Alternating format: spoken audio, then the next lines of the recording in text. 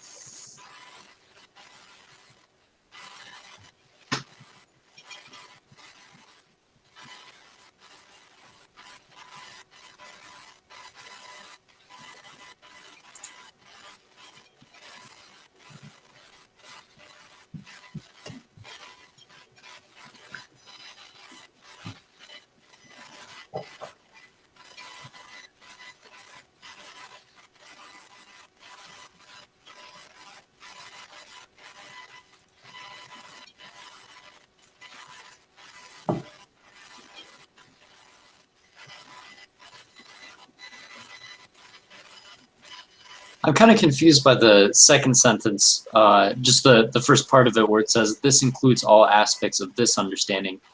I guess I'm confused what understanding it's referring to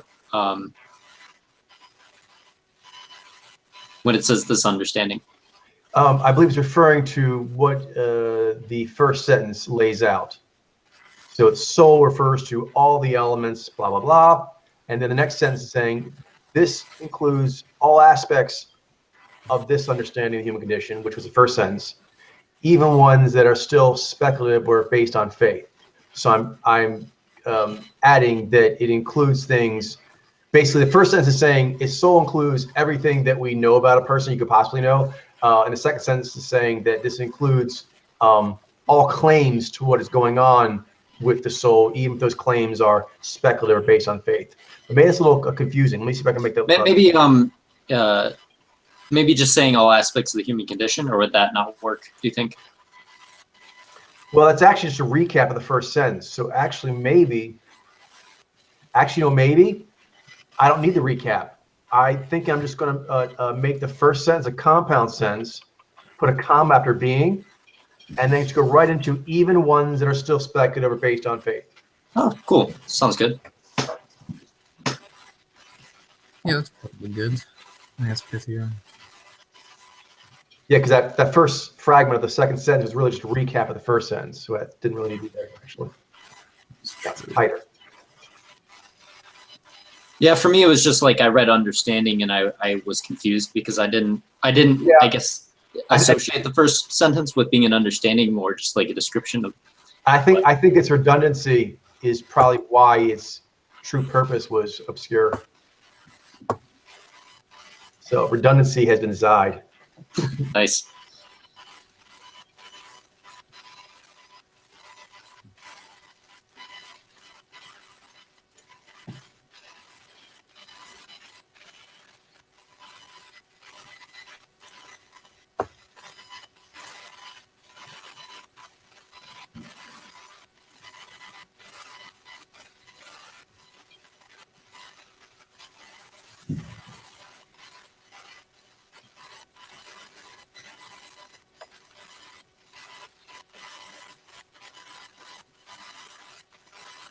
So you can also just drop the second question.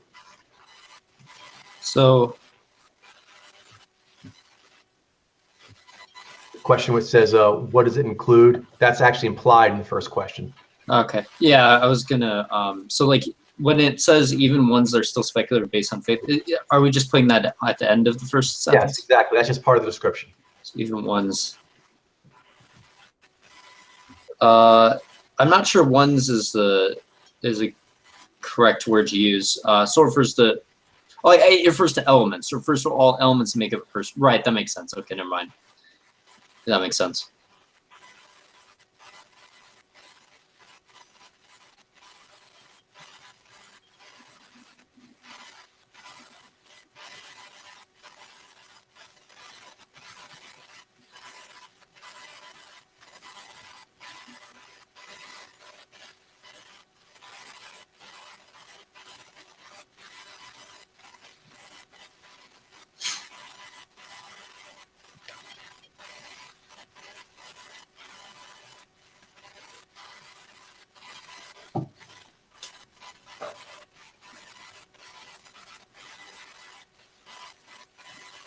I guess I'm not entirely sure.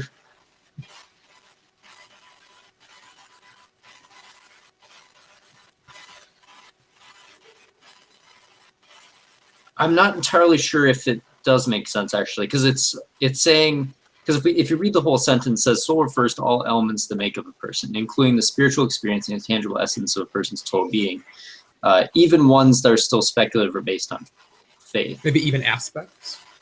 Or how about even ones whose even ones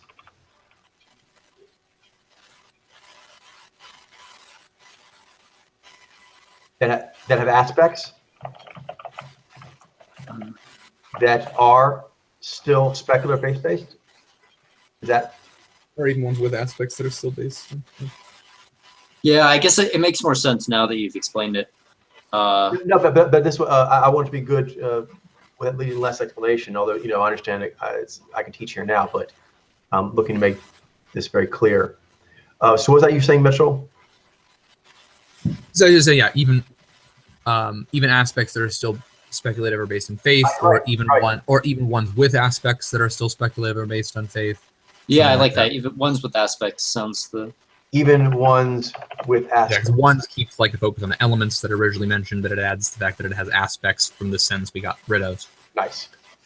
Excellent. We trizide that. Trizide. All right. So, are you ready? Does that make sense? I'm not quite ready because I've sort of been fixated on the first couple sentences, but I'll be ready pretty soon. No worries. Understanding is the most important thing that are focused on.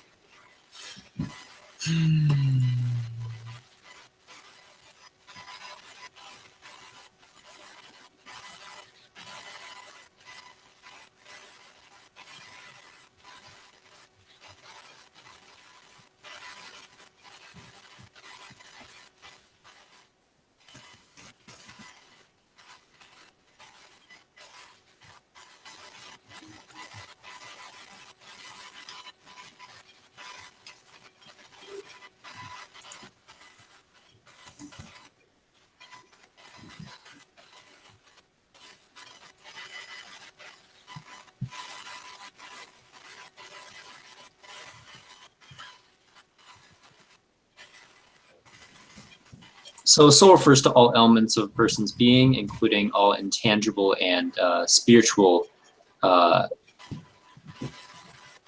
ways and aspects of it.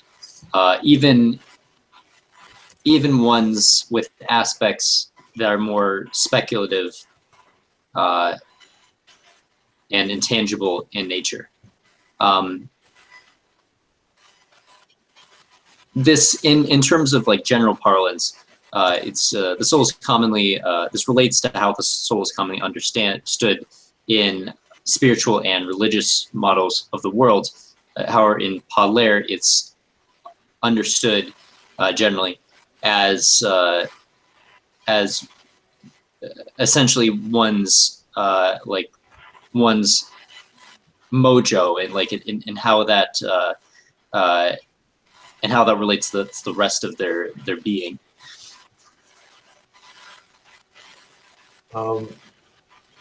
Good. I just wanted to note when you said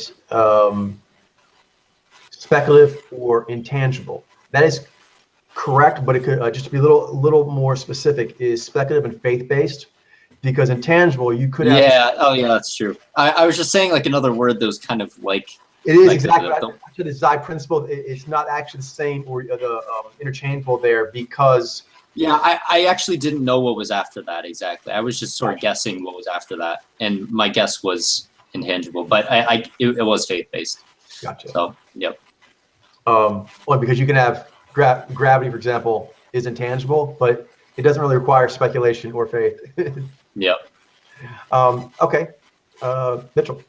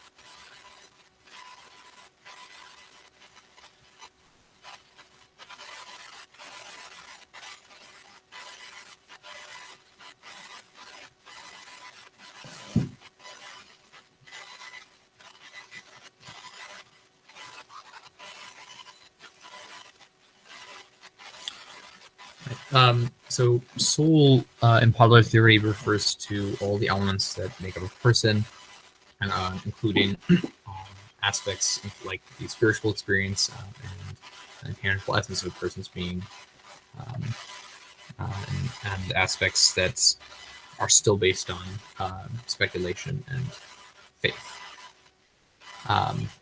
It's relates to general parlance because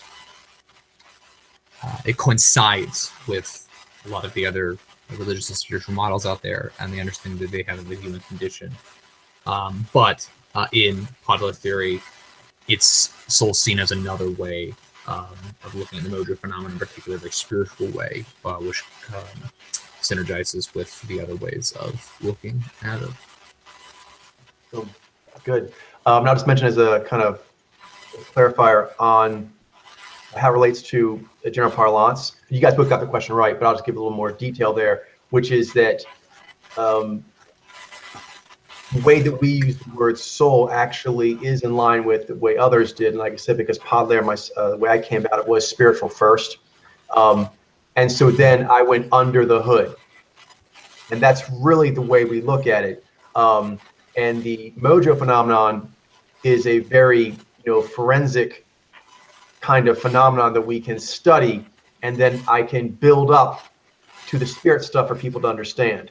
But actually, as far as my personal interest, and for really understanding the point of Podler, it is for the human condition, whatever one places as the highest form of that. Do you call it human condition? Do you call it psychology? Do you call it your personal philosophy? Do you call it your Tao? Do you call it your soul? Whatever that word is, that's actually what Podler's whole point is. Although we're starting with the mojo reading, cognitive configuration, actually the point is really soul, or whatever you want to call it. Yeah, it's funny how like all those like relate, because a lot of people would say like, oh, like psychology has nothing to do with like spirituality, but that's really, I mean, it has everything to do with it. It's like it does. Like every spiritual model has essentially modeling, human psychology, and every psychological model is, I mean, I guess not every psychological model, but they're in general attempting to model human spirituality, regardless of whether they know it or not. Yeah, basically, so it's, is I think the most universal. And by the way, I've contemplated something I'm not sure is that word human condition is making that kind of like the focal point, and then the other kind of variations people can take from there, like soul or cognitive configuration, whatever they're more comfortable with. But human condition seems to be one that's not too technical, it's not too whiffy or spiritual, it's just, but it does include that. And so I think anyone who's doing psychology, philosophy, religion, anything like that, they're talking about the human condition. Anthropology, really. But anything that's actually talking about why humans do what they do from any angle, you're talking about the human condition. I agree. That's synonymous to me with soul, but I think human condition will be the starting word that you talk with people on, and then you find out which other words they're comfortable with. All right, you ready, Mitchell? Yes, so yeah. Okay, next question is, what does it mean to be the chosen one? How does this relate to the human condition in general? What responsibility goes along with being the chosen one? How is this responsibility fulfilled? All right, each person is the chosen one of their heroic story, as well as being vitally important to the overall tapestry of the great story of humanity. All of a person's being, including their spiritual experience, is oriented on and radiates out from the central truth of the human condition. This means each person is born to be a hero in service of the highest truth of natural law, and they are born with the gifts they need in order to do so. It also means that only the specific chosen one of each individual story can do what needs to be done to move their story forward and upward with the flow of natural law.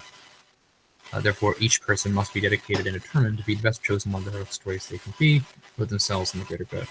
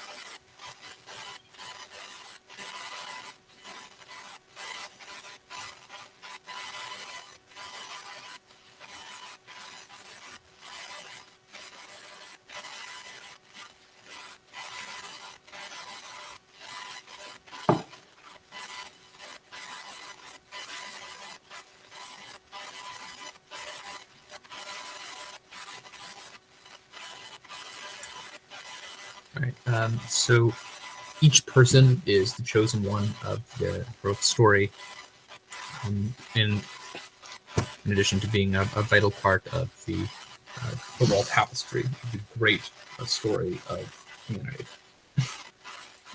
This relates to human condition because all of a person's spiritual experience and their being radiates from this aspect of themselves, the fact that they are the chosen one of the heroic story. So the responsibilities that go along with that is that they have to, as the hero of the chosen story, they have to act in service of highest truth and natural law, and they're born with the gifts they need to do that accordingly. So they have to use them correctly for that purpose, and they're the only one who can do that for their heroic story in particular. They kind of need to be in the driver's seat, and so these responsibilities are fulfilled by determining basically what would be best for them to do for the greater good and for themselves as the chosen one of the heroic story. Nice. All right. Ben.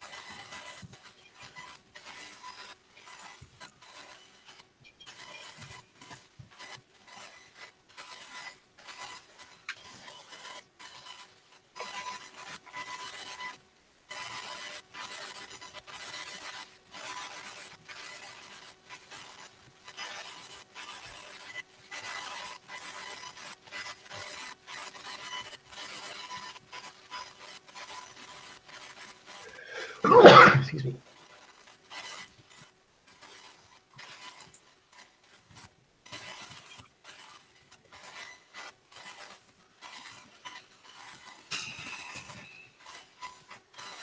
Each person is the chosen one of the heroic story, as well as being vitally important to the great tapestry of the story of humanity. This vital truth of the human condition radiates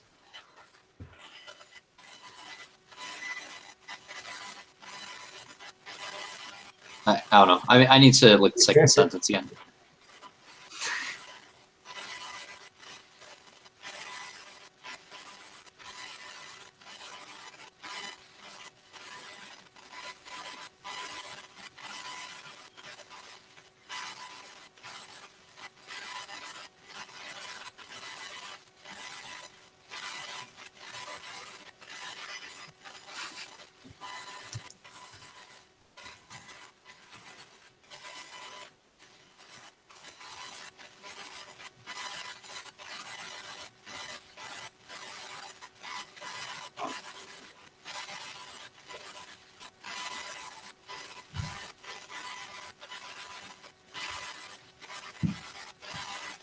Each person is the chosen one of the heroic story, as well as being vitally important to the great tapestry that is the story of humanity.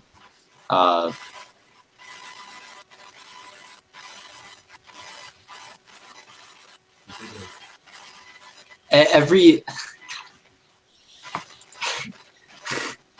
Take your time. all persons, yeah, all persons being.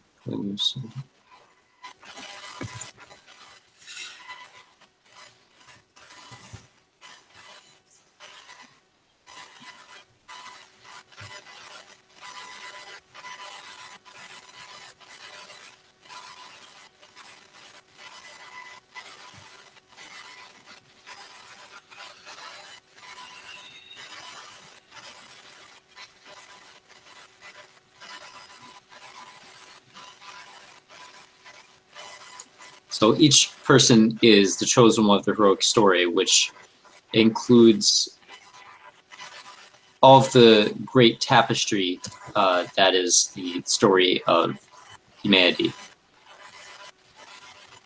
Every aspect of a person's being,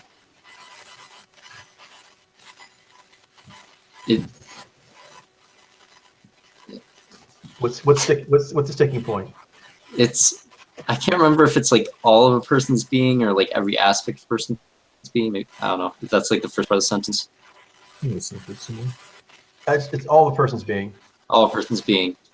All of a person's being. The exact wording is not the main thing. You can word it however you want. Yeah, I'm just sort of like, there's a lot of connection points. So all of a person's being radiates out, on and out of this vital truth of the human condition. Radiates on and out from this vital truth of the human condition. Does that make sense? Do you have any questions about that, Ben? Or do you understand that? Yeah, it's more like metaphorical. So that's, I guess it's a little bit like I think I understand it. Basically, all humans have a peak pathway and they're peaking. And if you were to say, like, what's the most fundamental principle of that, before you get into the math, whatever, is that it's a story in which you're the chosen one. That's the basic premise of everything you got going on. Right. It's very encompassing. So it was more so like the technical wording of like on, like radiating on and out from that I had trouble with, and then connecting that to the. As long as you understand that principle, you don't have to use those exact words, obviously. Yeah. But yeah, I'm just gonna take it from the top because I've sort of paused a bunch here.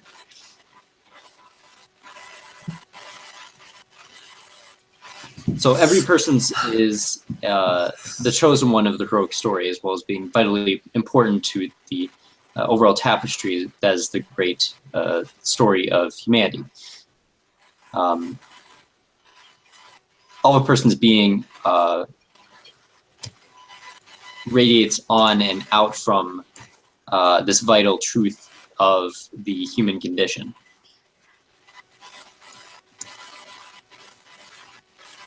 And being the chosen one, what that essentially means is that nature gives you a great deal of powerful gifts, and what you're supposed to do is you're supposed to be. That means that you're actually supposed to champion those gifts and be the best hero that you can be. Be the chosen one that you were meant to be. You can't. Nobody else is going to do it for you. You have to actually take that responsibility. so essentially how that's fulfilled is you actually taking charge of your story and really living the life of the chosen one and following following your spirits and being the best hero that you can be every single day as a chosen one with your gifts from natural law. Oh. All right. So that finishes it, right? So now it's next question. Let's do these together. What is a truth seeker? What is a heroic pioneer? Ben? Cool. A truth seeker is the kind of person that will be able to find the most truth about natural law and be able to hold on to it because they're eager to discover and understand it, even when it is complicated, uncomfortable, or demanding. A heroic pioneer is the kind of person that will have the courage to explore the depths of their own human condition while navigating and surfing the waves of emergency, opportunity, adventure, and mystery that the unfurling of existence continually brings.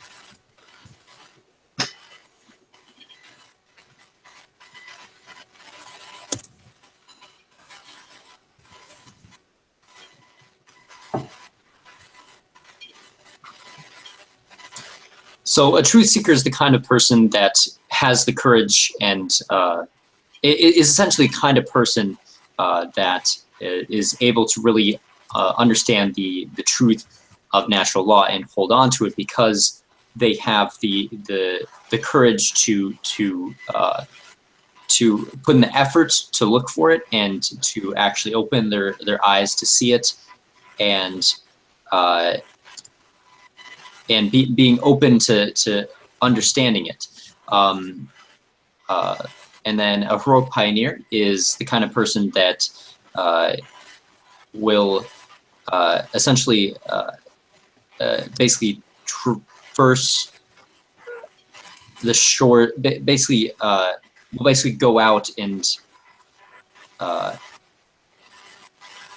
I should look at heroic pioneer again.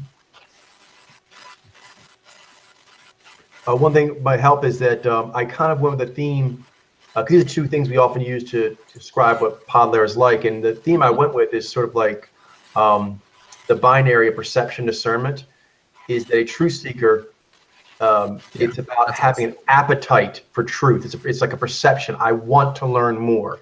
Even if it's like, whoa, it's so much, but I want it. I want to learn more. Oh, I see. That makes sense. And then the heroic pioneer is more like a discernment, which is part of doing that and implications of what you learn from that. There's going to make various push and pulls, various challenges, emergencies, opportunities, and how do you approach it? Bold, with courage.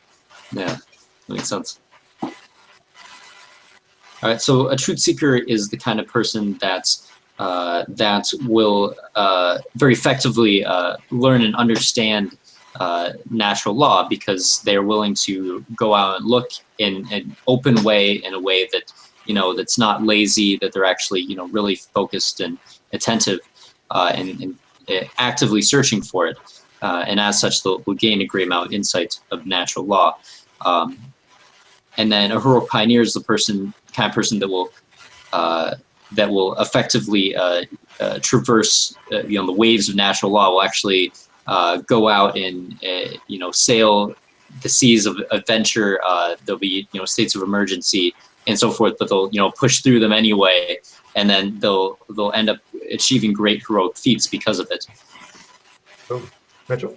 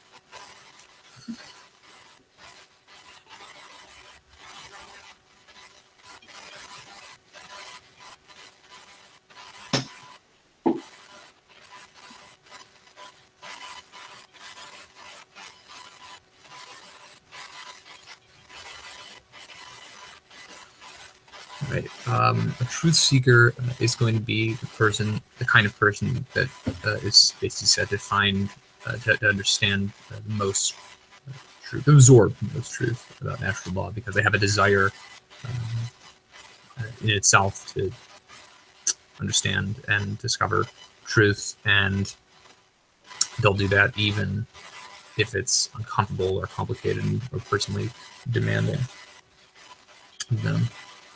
And a heroic pioneer is the kind of person that is going to be able to best explore the depths of their own human condition, because they're going to be able to navigate the waves of emergency, opportunity, adventure, and mystery that existence brings, because they have the courage to do so. All right, next one, Mitchell. What are spirit forms? What is a natural drive humans have in this regard? What kinds of spirit forms are there? And what is the unifying benefit of communing with various spirit forms?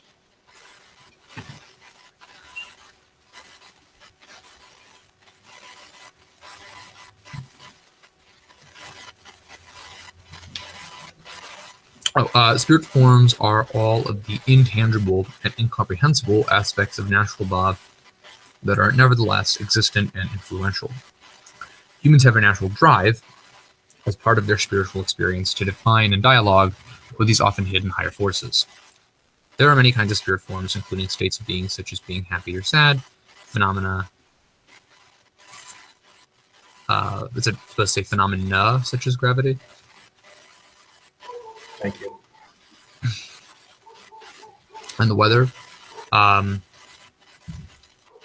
motifs is capitalized. Should it probably be uncapitalized? I guess if it was, if we wanted to make it a proper noun, I guess. I was actually going with it because I did uppercase on states of being, and then. Oh, I see. So it's one of those like Yeah. keyword-ish sort of things. All right, that's fine. But actually, you know what? It could go either way, and I did lowercase concepts. You know what? I think I will lower. I don't mind. You can do either one. Whatever you prefer. Motifs such as being helpful or being adversarial. Concepts such as infinite mystery and perfection. Structures such as the comfort of one's home or the majesty of mountains. Symbols such as profound mathematical equations. Locations such as a given city or Symbols and temple. locations, do we want to do that as well? Or Yeah, as I was thinking, like those are like motifs and those are templates. So like, up to you. I don't really mind either way. As well as relationships such as social alchemy and family. Communing with spirit forms help. So helps. It's communing, Helps, yes. I think it helps, yeah. yeah. It sounds better to me anyway. 'Cause communing is like I think is singular, a thing. right? Yeah, communing is the thing. Communing with spirit forms helps humans to better understand and become one with the awe-inspiring transcendence of natural law.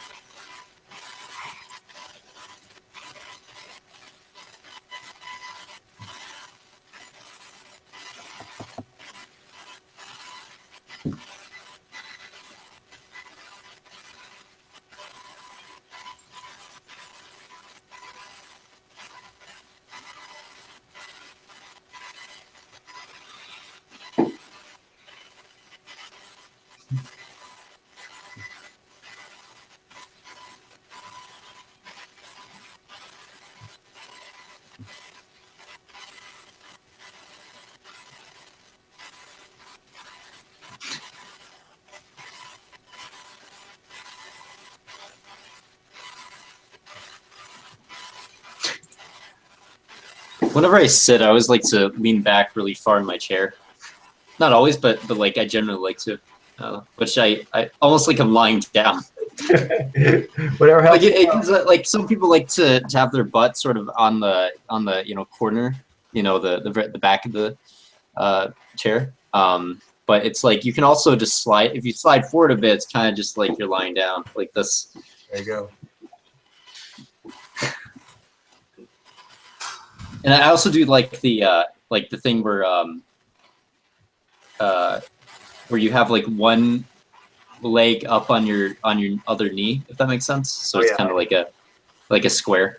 I do that a lot. Yeah. I'm sure a lot of people in Mojos, very, very, very commonly do that, but it's kind of just my.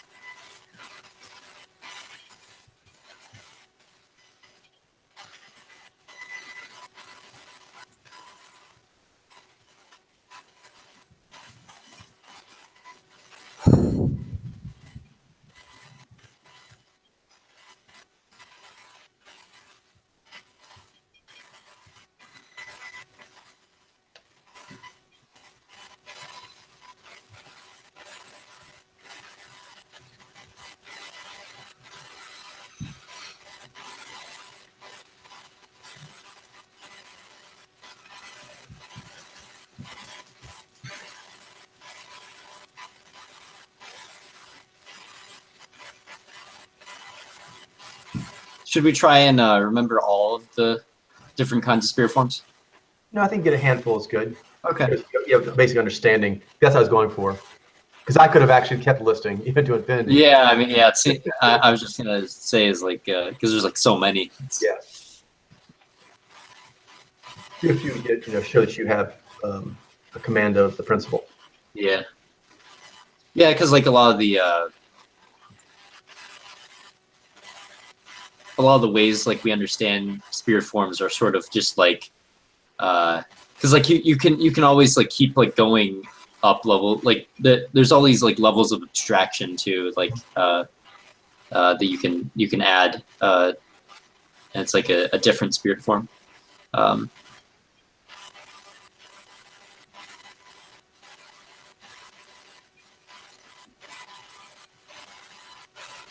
Mitchell, you're going first, is that right? That's right now.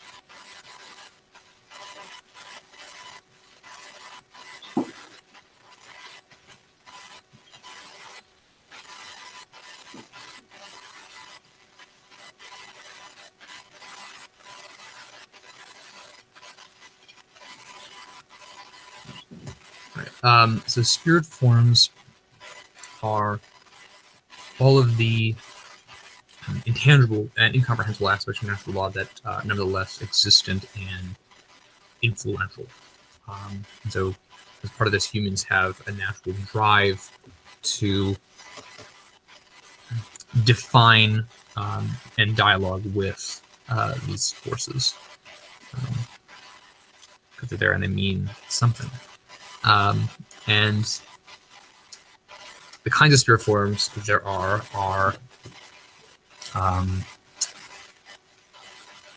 there's probably more, but like I was saying before, but you can go on and on about talking all the different kinds. But states of being, phenomena, motifs, concepts,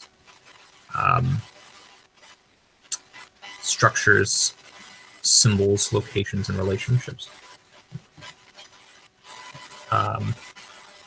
And the unifying benefit of communing with various spirit forms is that because they are very hard to grasp phenomena of natural law, that you gain a better understanding of it and you become more one with it in the process. Ben? All right. Just a couple more minutes.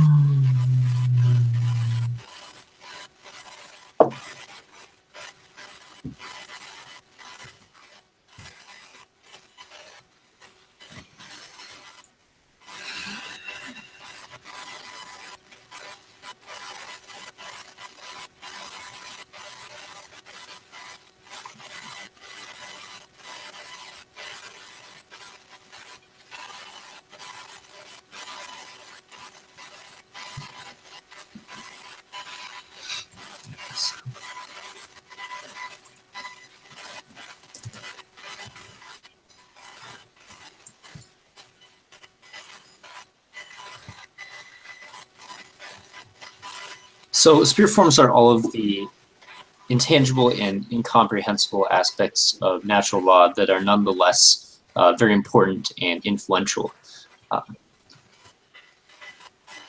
And as such, humans have a, being connected to these spirit forms, they have a natural drive to dialogue with them in order to better understand nature and natural law.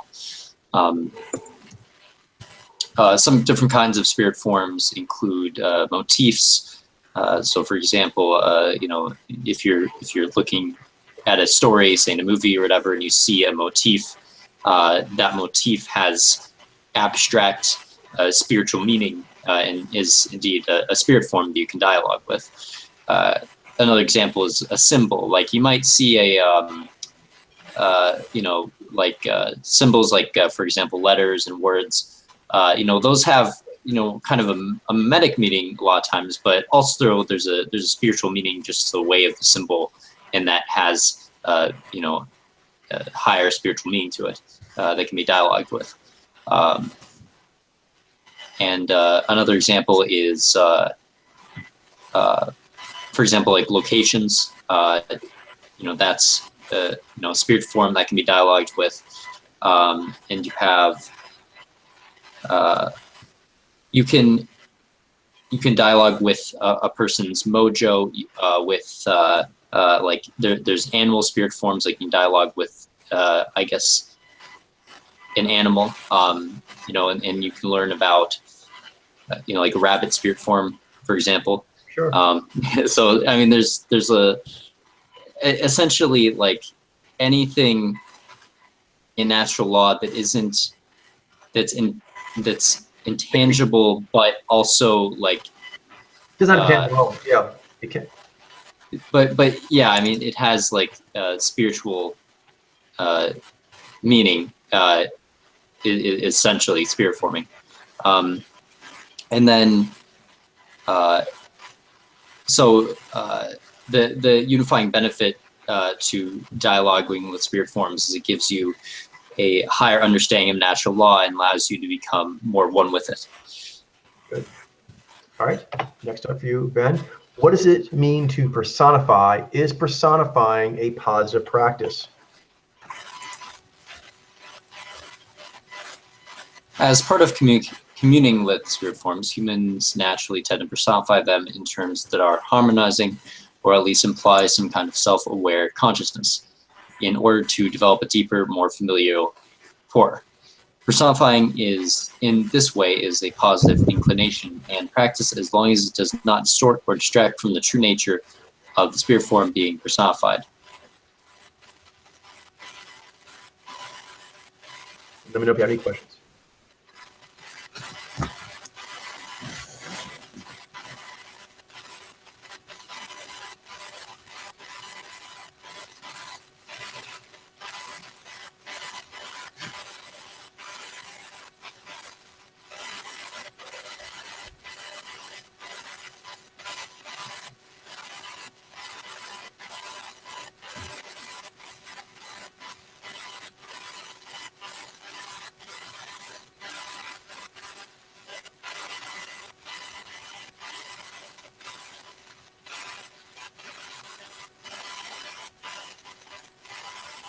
Oh, I accidentally said harmonizing when the word was actually humanizing. I actually heard humanizing. That's funny. Oh, maybe I did say humanizing. No, yeah, you did, but I was saying like because I was like in the flow of the principle of the words was painting that picture, and so I heard that even though you may have said something else. That's funny. Yeah. Yeah, if you just replace the U with it, like, and make an A and then add an R, it's harmonizing. Oh, actually, and make the A an O, but whatever, close enough. Sometimes the start, like an M, sort of looks like an R because the start of the M is like the shape of an R. If you just if you take out like the first half of the M, like or the first part of the M, you can make an R out of it. Sort of.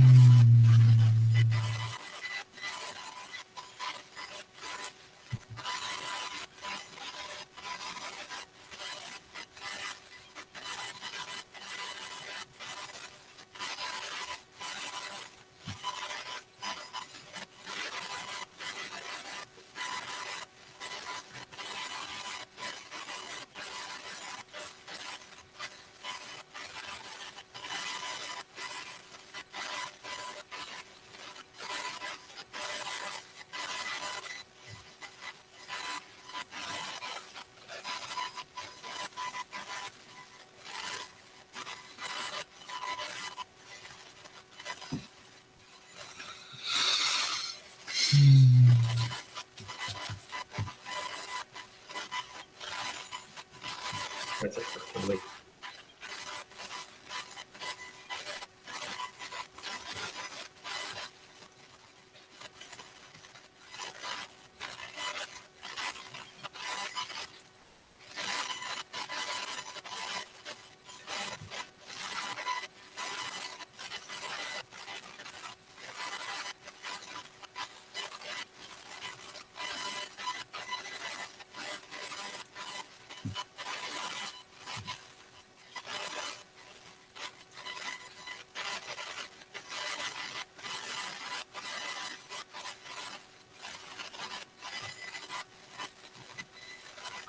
Okay. So, as part of the spirit forming process, humans have a natural tendency to personify spirit forms to make them more human, more relatable. Naturally, it's best, spirit forming is a very human dialogue. And being a dialogue, it makes most sense in a lot of cases, typically for humans to communicate with them as they would another human, because that's how they are most used to dialoguing and communicating. And this is a positive practice as long as it does not distract from the dialogue, like from the role spirit forming actually plays, the insight that you're getting, and it doesn't distract away from what the spirit forming is actually for and is giving you. Exactly. Good. Mitchell?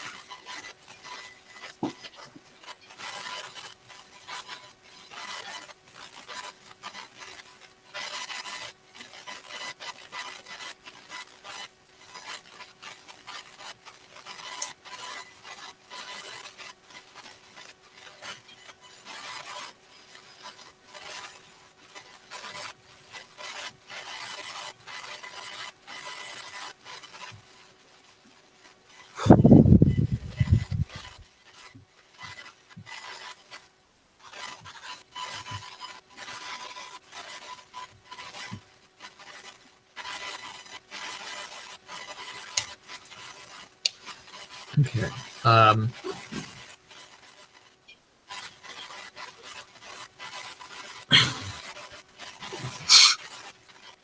personify is basically to give something like human qualities, or to attribute human qualities to something, or qualities of self-aware consciousness, essentially. And this is something humans do as part of their spirit forming dialogue. And so personifying is a positive practice because it helps you develop a greater, deeper rapport with the forces that you're dialoguing with, but you don't want to take it too far that you're distorting or distracting from the nature of those forces. Exactly. Like as example, of this sort of like, you may personify that the river is a goddess or a mother figure, which is cool because it can make you more respectful and attuned and listen to what the river has to teach one about natural law. But maybe getting too specific about the mother treatment actually gets in the way how they engineer bridges and shit. You know what I mean? It's like, that's not helpful. So it's important that one allows metaphors to be metaphors. Spirit forms to spirit forms. Yeah. Okay. Next up is Mitchell. What are rituals? How are they used properly? Sure. As part of the spiritual experience, humans naturally tend to codify and categorize the various motifs that comprise it in order to establish the proper state of being called for by one's higher spirits.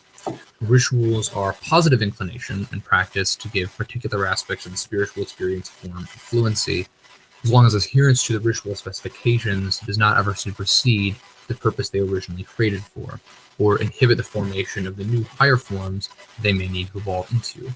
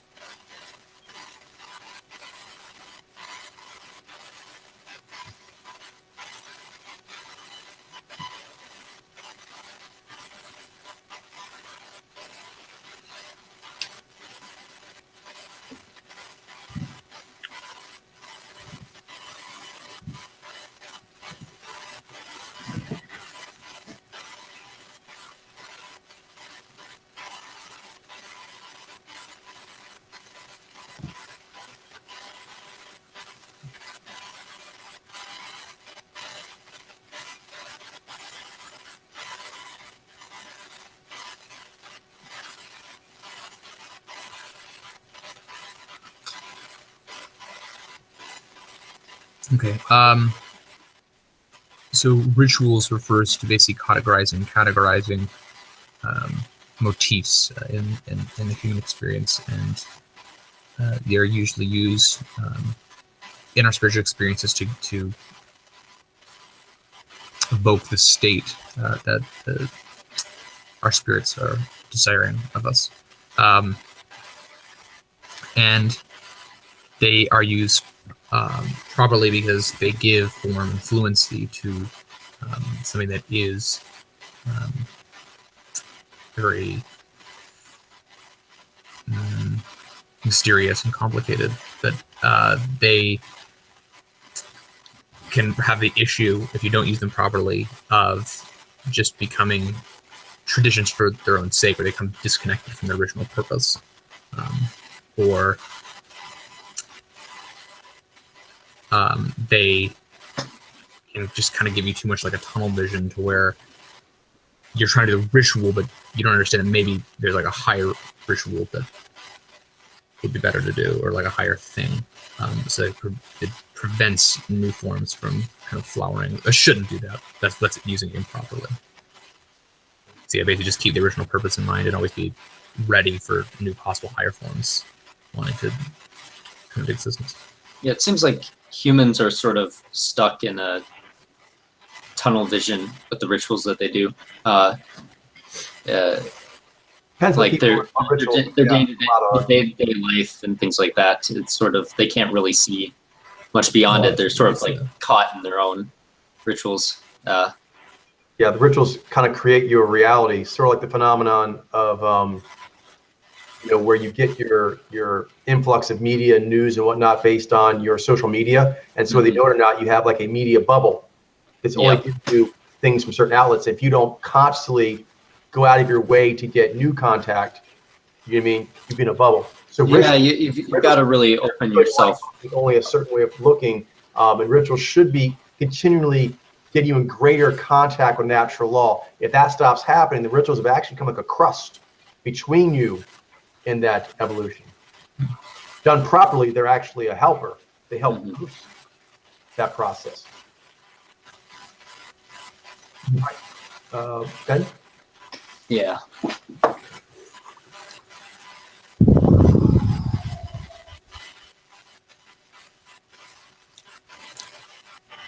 So as a part of the spiritual experience, humans have a natural inclination to codify and categorize various motifs and essentially ways of dialoguing with their spirit forms.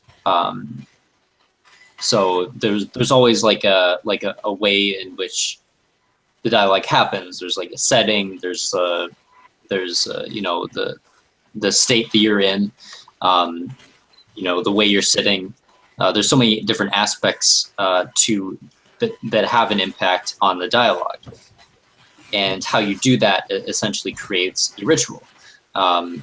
So having a good understanding and fluency of what rituals tend to produce, what dialogues, you know, and produce different dialogues, that is, you know, is very important. And then establishing certain rituals you like to do to have certain kinds of dialogues is also important.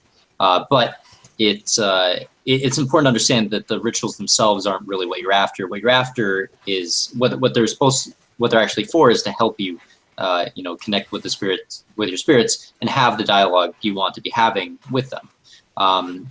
But you have to be willing to move on to different dialogue, to a higher dialogue if necessary, and that the rituals themselves aren't the point, essentially. Yeah, they can be excellent in service to the point, but they are not the point. Yeah, they're like a tool, or like a gateway to actually getting. There we go. Yep. Good. Ben, take the lead on this then. How do spirit forms relate to universal and local experience? How does this relate to cultural variations? How are cultural variations used properly? Spirit forms themselves are universal, but when they are personified, they naturally take on the cultural context and attributes of the people who are defining the personification. Cultural variations on universal spirit forms are helpful as familiar portals into the higher meaning and purpose of a given spirit form. However, special attention needs to be paid to not allow any current or historical understanding of the human condition and the meaning of existence to shackle a spirit form's true nature, which is always in a continual state of being discovered.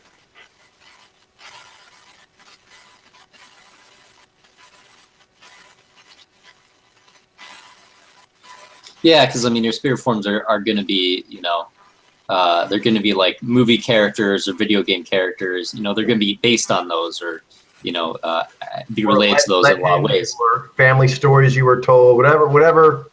Yeah, like whatever you've been, cultural experiences you really like or been exposed to a lot. They're going to be based on that because they want to be like a part of your story, but at the same time, like you have to be able to see past those the cultural aspects to the extent that you can have a really meaningful dialogue with them. Because like I feel like in certain ways, like you can never like look past, I guess, culture like entirely, but at the same time you can get to the point where it's not like clouding your vision or like getting in the way. Where that's where you come from, but understanding that this is another way of doing something that other people are also doing, but they may not come from the same starting point. Mm-hmm. So their way of doing it will be different, but that doesn't mean it's wrong. Yeah. And so anyone who really understands spirit forms truly knows that to be the case. And so that's what allows people who are high-minded, even from different, say, religious models or psychological models, they can still respect and dialogue with people with different backgrounds if you have that premise. If not, then there's a battle that shouldn't be fought and thus can't ever really be won. Yeah, and I guess something else I was interested in is like every cultural background has its flaws. It's like it's not really a pure. It's like no cultural background is like a pure, like no. It's completely pure. I mean, there's always flaws. There's always things wrong with it. Whether that be, there may be misogyny in in a TV show or something.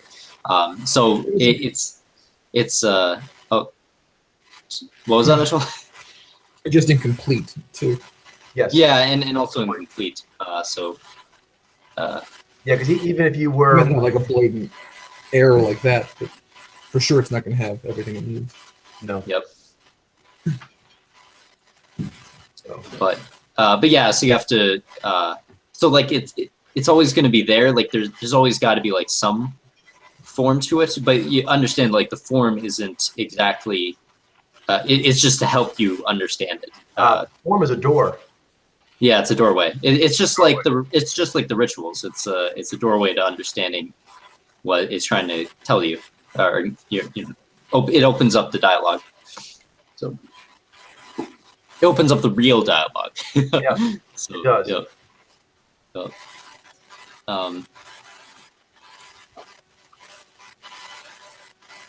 So, is it Mitchell's turn, or is it my turn? Was that for credit? Was that for credit? What were we just talking? I was just talking, but did you ask questions? I don't know if you did that. Is it my turn, or is it? I think it's your turn, and then Mitchell goes. Okay, I think. Yeah, I think what happened was I read the question and then I just sort of like I just started talking to you about it. Okay, that's cool. Yeah. So whenever you're ready.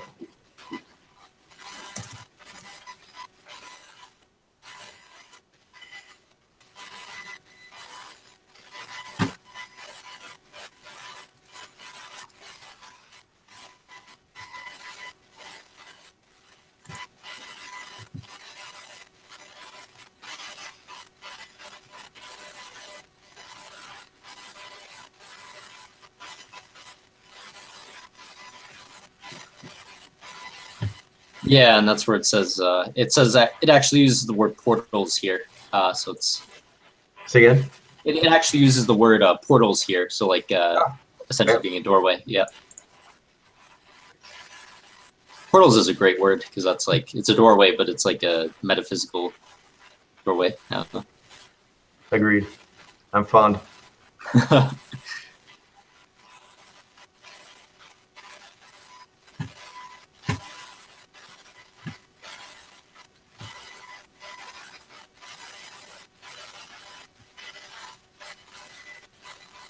I don't know. Whenever I play like RPG games and stuff now, like I look at I just associate like priests and mages as essentially being from the same class because it's like all like it's all magic and which is spirit. Oh, technically, going back to the old Dungeons and Dragons days, spellcasters you have your tower ones and your hunter ones. The mages are kind of like the hunter and the tower. And you know what the fundamental difference is? So it's just so it relates more to like you can relate more to Mojo that way. Yeah. Yeah, and there is a difference between priest and mage spells. I want to geek out in here. You know what the main principle? Yeah. Priests are more like healing based typically, right? And mages are more like DPS and. Yes, that's a manifestation, but it's not the actual principle. Though that's a manifestation of the principle. Oh, okay. The manifestation of the principle, because mages can also do things like float and do a lot of cool stuff, become invisible. That's not necessarily combat. Yeah. It's that they are trying to understand the way the hidden forces work and then master them, which sounds very kind of naive and vine away. Whereas priests do something else. They have a deity, which is basically their harmony or perfection. And they have to be in alignment with it. If they are, they get blessed. Technically, you can actually even have combat mages that get blessed with combat bonuses. But basically, healing is the most common blessing. But actually, a priest basically get blessings from their higher power by being in harmony. If they're not in harmony, or in alignment, really, it could be either way. If they're not in alignment with their deity, they lose their spells. Wizards don't do that. They actually have to understand certain kinds of things that makes natural law do something. If they say certain words and do certain kind of concentration and do certain things with spell components, then you can create an effect. So it's much more proactive and you're trying to. It's proactive and controlling. Mages, their magic comes from a proactive, controlling way of coming at nature, whereas priests get their power from a at balance. They are in alignment and accepting. Yeah, they hold their ground and they are accepting of what their higher power wants to give them. Both are cool, and you can have wizard priests, and technically we're all actually wizard priests. Fighters and rogues. We have all four quadrants. That's cool.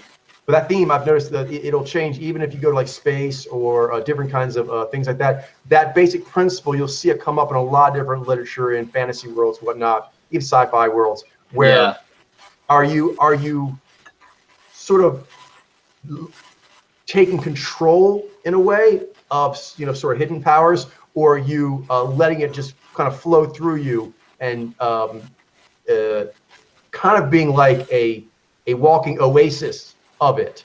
That's what towers basically do. They're in like an oasis of harmony, an oasis of perfection. What's that, Mitchell? It's like World of Warcraft and Hearthstone too, which obviously it's probably very similar to D&D in a lot of ways. There's like the mages, and there's like they have like this cool picture where it like has all the different forces, like darkness and magic and light and all this stuff. There's like lays out all that stuff, and then the school of magic, Dalaran, is very associated with order, which is like controlling stuff.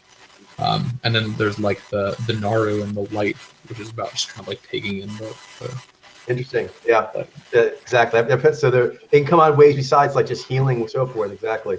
But the priests, they do have damage spells, and mages do have spells that do things other than that. But all the mage spells do involve like kind of like controlling elements in a way. Like they can freeze you, but it doesn't do damage. But it like still, it's like controlling. Yeah, and the mage.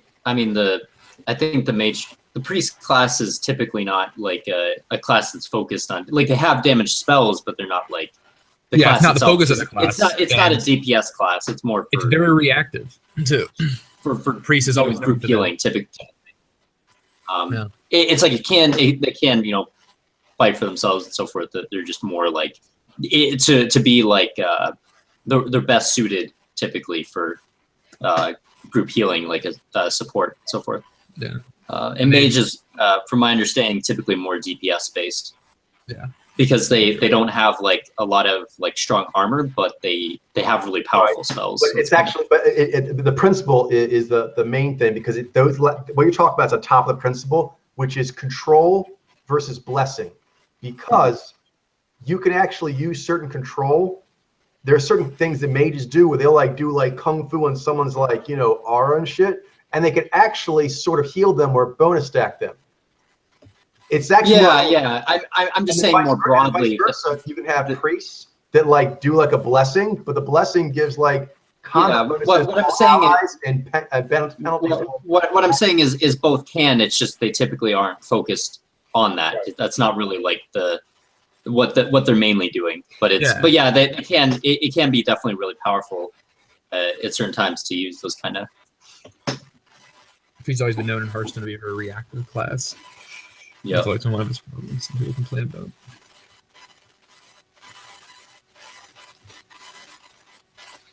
Both games are very good to learn about spirit forming. But interestingly enough, the Shadow Priest is like very like aggressive, because they like in Hearthstone like you can like there's healing, but you can also like there's certain activations to turn your healing into damage, and like the damage is like really powerful. So it's kind of smite your opponent.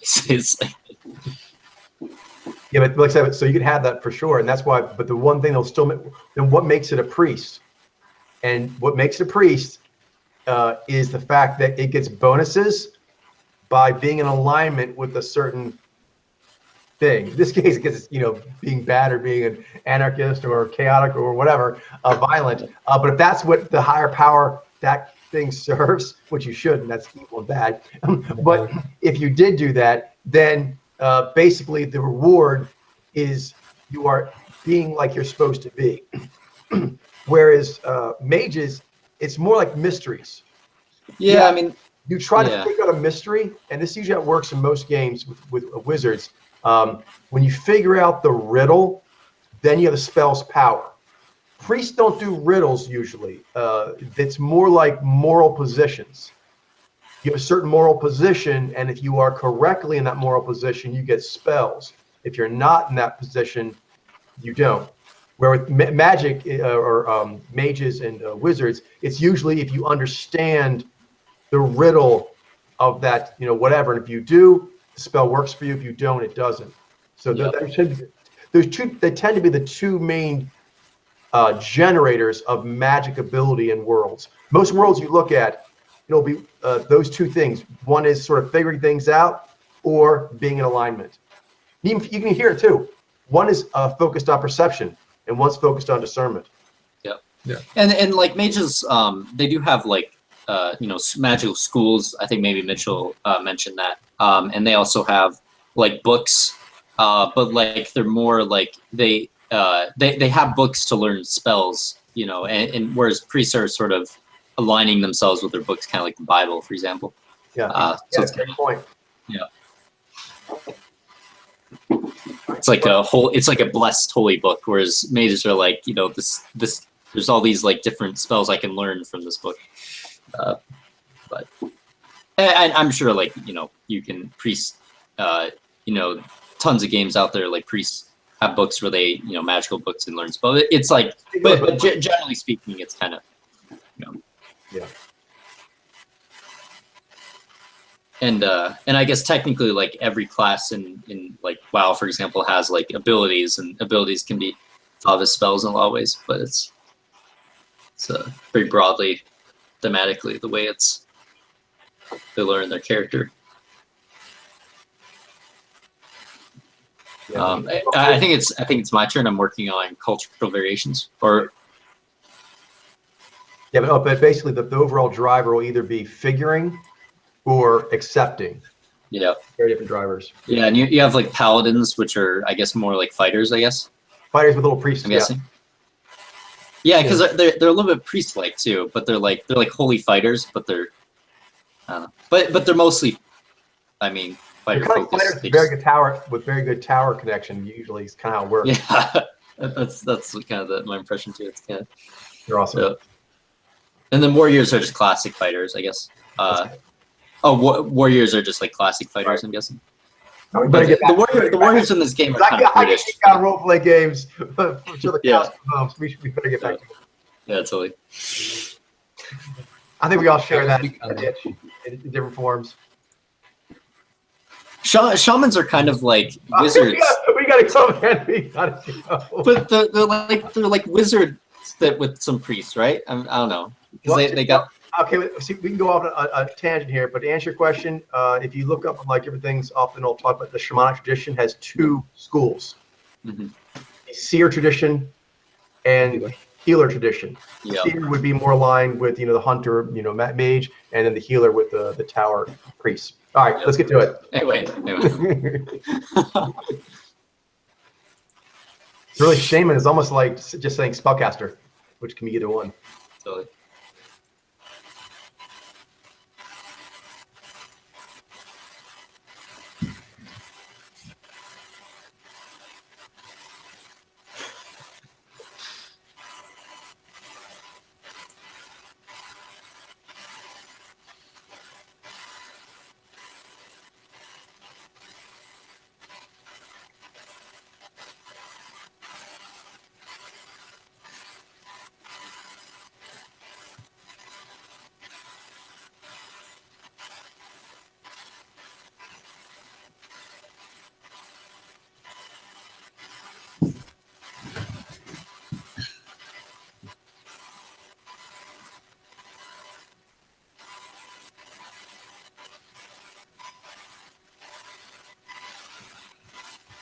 So spirit forms are definitely universal, but they often communicate to a person in a form that has a cultural association with that person. So if a person has like a childhood story they really liked, the spirit form may present themselves in a form that's similar to that or related to that, to open up a dialogue, a channel of communication with that person. So naturally, there's going to be a bunch of different possible cultural variations that are going to be very dependent on the person in question. These cultural variations, it's good that they provide a means in which one can effectively communicate with their spirit forms. However, it's important to understand that this is just a channel to help you communicate with your spirit forms. It's not meant to overshadow the purpose of the communication with the spirit forms themselves, and it's important to not let those cultural associations and variations shackle the conversation with your spirit forms. Oh, Mitchell? I like your hood, Mitchell. Honestly, like hoods are just amazing. Like, I like hats and hoods. I'm a fan. yeah. Oh, maybe put my hood on. I really did. I'm gonna do Like that. the person who It's like invented the hood. spellcaster stuff, and all of a sudden Mitchell goes, Yeah, it's like they always wear hoods too. I mean, they don't always, but they usually have something on their head, like whether it's a hat, He's or white a too, hood. it's kind of priestly. I am Grandmaster Mitchell. Yeah. Drop some spells on you. Hopefully. They like to wear loose clothing, wizards, and they like to have things on their, like something on their head, like a hat or a hood, to covers their. like freedom of motion, I guess, because they don't have like armor and stuff. All right. Yeah.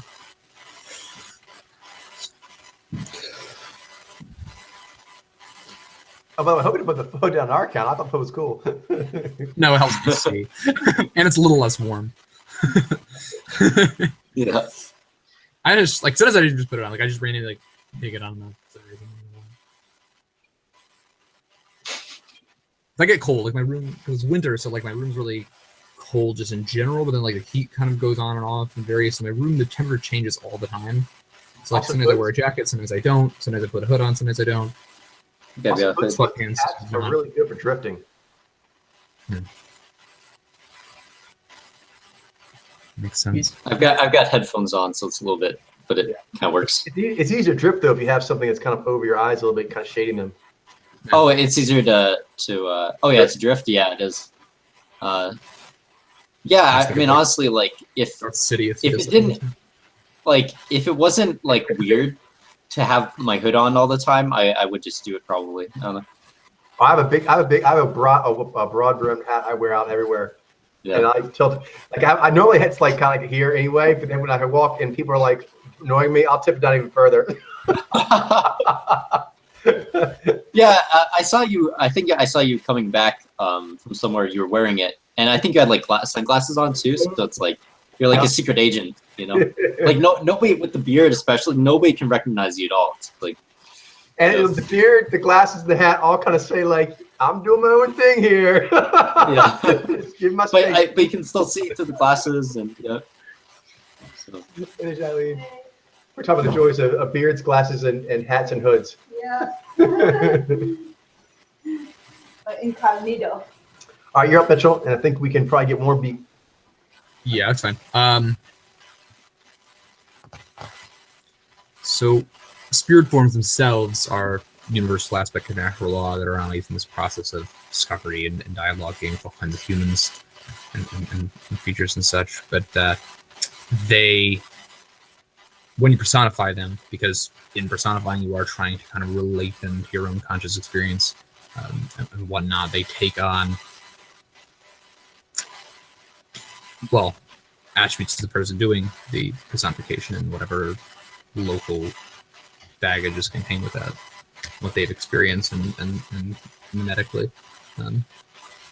And this relates to cultural variation because the cultural variations of the spirit forms are like a portal into the universal spirit form. They're not the whole thing, because that's the whole point, is that there are cultural variations and they have slightly different emphases in some level. They obviously have unifying themes as they relate to the spirit forms in question, and cultural variations are used properly by basically just recognizing that they are, I mean, limited in that respect because they are a portal. So you can use them as, like I said, as a portal into the spirit form, but not allowing particulars of the cultural representation shackle meanings the spirit form could have, as it is in a state of continual discovery. We don't know anything about it. So, all right, last beat. Mitchell, what is a dear friend? How does dear friend relate to other forms of relationship? How does the concept of dear friends relate to spirit forms? Cool. Dear friend is the highest form of friendship bond. It is the pure loving bond between individuals where each person is helped by the other to find and enact their full heroic potential. All relationships have dear friend as their apex form, including family, friends, lovers, colleagues, and even adversaries.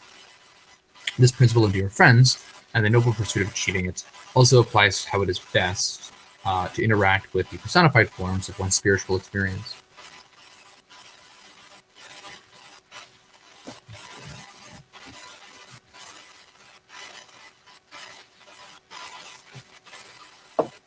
Entire spirits should be dear friends.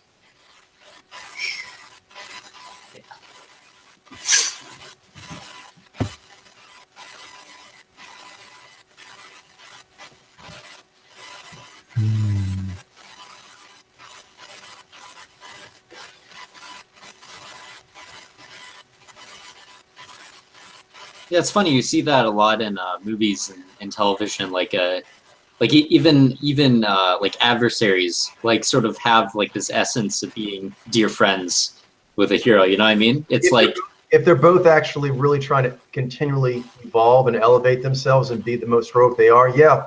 And even then you can still see like some sense of friendship. You know what I mean? It's kind of like There's sort of a bond You that definitely goes. see it in, like sports and stuff Yeah. too. Where that, I mean, you're going up against an opponent, but you have a tremendous amount of respect for them. Yep. But you're gonna do everything you can to beat them. Yep.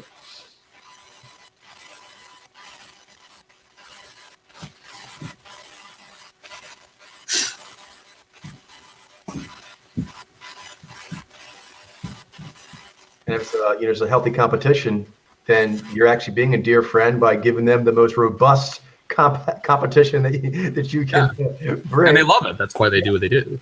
But then if it's a situation where it's not, say, healthy and it's actually a case of contestation because someone's wrong, then the person who's wrong, you're being a dear friend by beating them.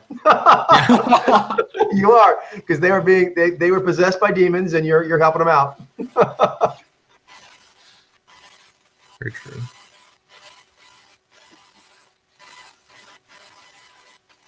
I want to rob you and take your money. No, you just think you want that because of your bad childhood. I'm going to smack you down now, and then we'll start working on your rehabilitation. Yep.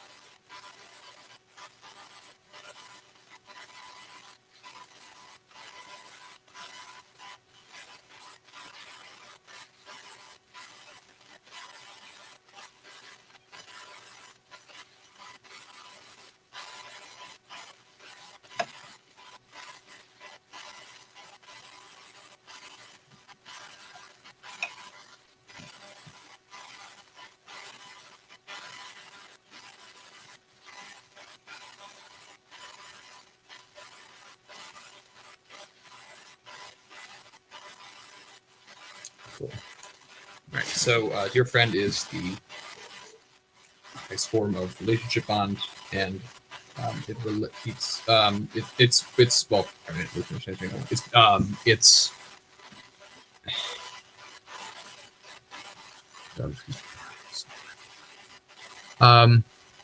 so I'll start over. Dear friend is the highest form of relationship bond, and it is basically where it's just a pure loving bond where each person is trying to help the other one enact their full heroic potential. And dear friend relates to other forms of relationship because they have it as their apex form. So family, friends, lovers, colleagues, and even adversaries. And the concept of dear friends relates to spirit forms because the state of a dear friend relationship and the process of trying to achieve it is basically how you should be trying to dialogue with those spiritual forces. You're always, because spirit forming can be confusing. If you use that as your guiding mark, yeah, you're on point. All right, Ben, take us home. All right.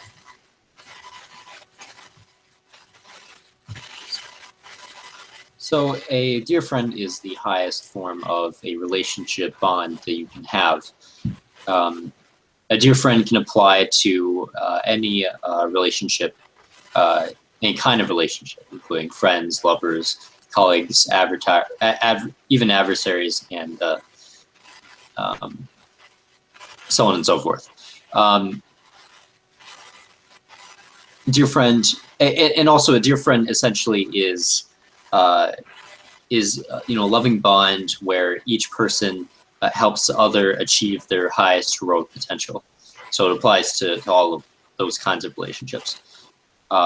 This relates to the concept of spirit forming because it's best to approach spirit forming as your spirits essentially being your dear friends, because